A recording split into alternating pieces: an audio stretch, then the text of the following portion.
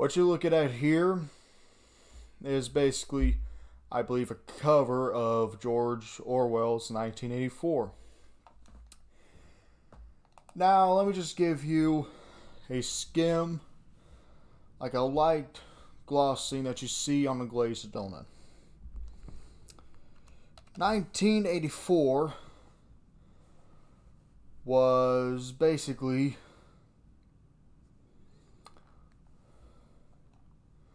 written, I believe, in almost in 1950, on the 8th of June 1949. And George Orwell, he was a 20th century author, and he managed to decide to go ahead and bring the world forward 30 years from his time into 1984. Now, what this book covers is basically a totalitarian government and how it basically works. And I've only saw the 1956 film of 1984.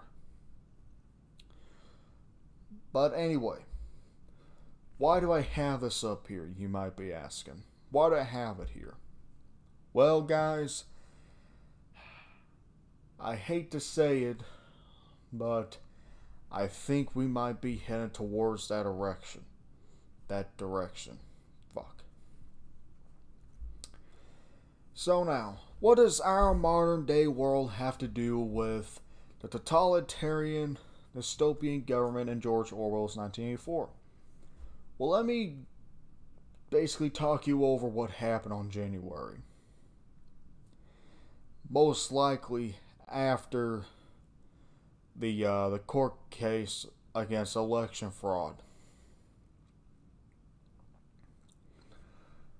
So now,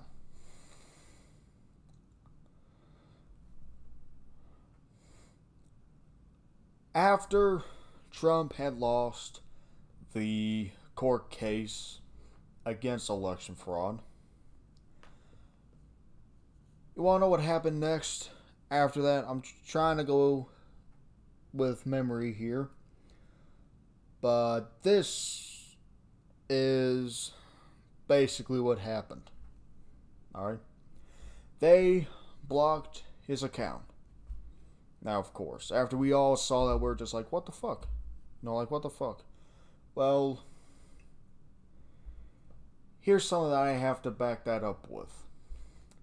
Now, in 1984, the people who go against Big Brother are basically erased. They don't exist anymore.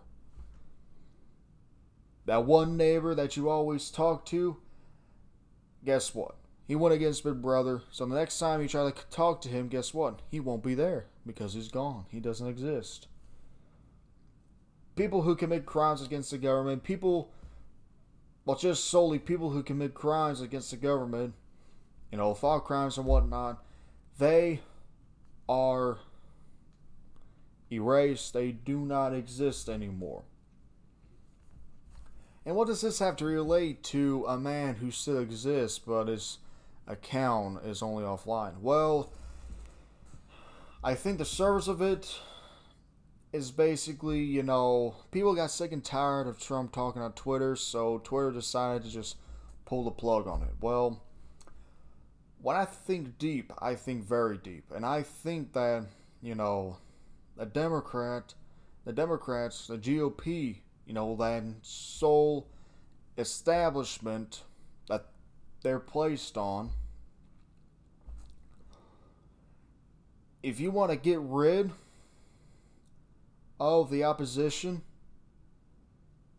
wipe them off. Right? Wipe whoever they are off the face of the earth. Because if you have truth being brought out to all the people, guess what?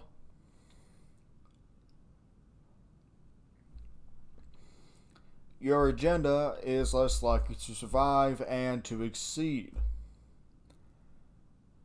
And to succeed. So if that doesn't basically turn your mind a little bit, let me tell you about Parler. So, if you don't know what happened to Parler, I'll just basically say it here. When people started to find out about Parler, they started to think that, hey, Parler is a conservative site. We need to delete Parler because Trump might go there. And so basically, Google literally deletes Parler off of their hosting service. Then, on Apple tells Parler to change almost everything good about them so that they can be on there. Parler said no, Apple just swipes them off. Clean slate. And then they're left in the hands of good old Amazon. Jeff Bezos told Parler that, hey, you got until Sunday to find another hosting service. Sunday went by, Parler didn't have anything. Amazon, Parler gone for now, as far as I know.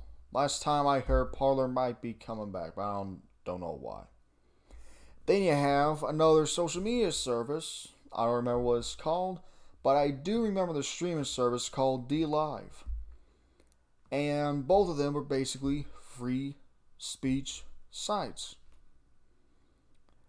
And so, people saw these sites, and as soon as both of those sites started to realize that big tech was starting to come after them, they changed up everything to make themselves look like big old blocks of gold or a giant diamond in a coal mine.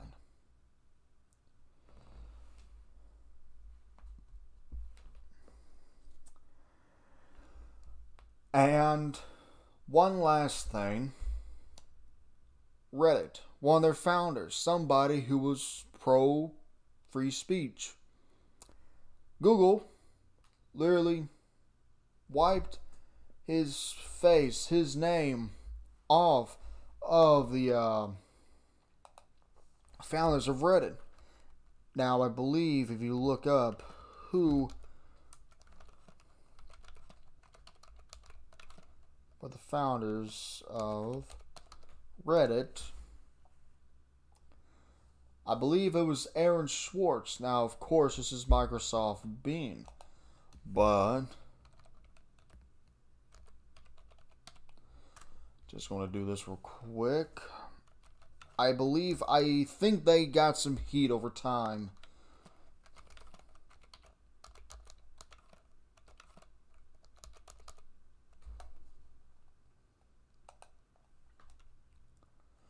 Yeah, but here's what I gotta think. Here's what I gotta say about this. All right, Aaron Swartz, this guy right here, pro free speech. All right, Reddit had the decency to swipe him off of being one of their founders lately, and Google did the same thing here too. But hey, they both got heat, and guess what? They brought him back. So now, still, what does that have to do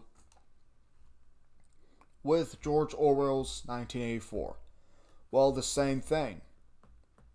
If you find somebody who's against you, if you're a totalitarian government, and you find these people who are against you, you basically get rid of them. Don't let them exist anymore. Now, of course, they did, I believe, the two sites that I was talking about, DLive and the other social media site, they're still here. I don't know if they still have the same thing going on with them. They probably do, but, you know,